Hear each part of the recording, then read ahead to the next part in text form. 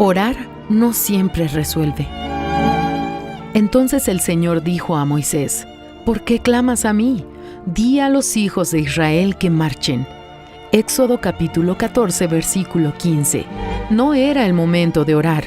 Atrás el ejército del faraón, adelante el Mar Rojo. El momento exigía acción.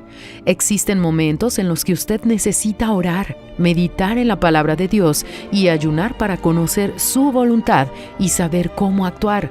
Sin embargo, hay momentos en los que debe tomar una actitud. Sepa usar su fe de acuerdo al momento. No ore cuando tiene que tomar una actitud, ni tome una actitud sin tener la certeza de la voluntad de Dios. En este caso, es mejor orar y esperar la dirección divina.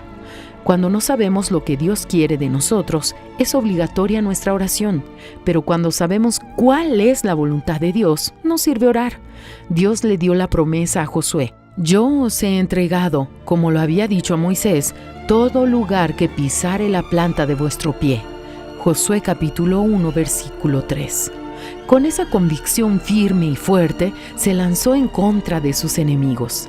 Imagínese si en el momento de enfrentar a sus enemigos, él se hubiera arrodillado y hubiera orado: oh Dios, ayúdame a vencer a estos enemigos.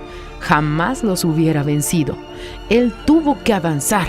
No era momento de orar, era momento de ejecutar la voluntad de Dios.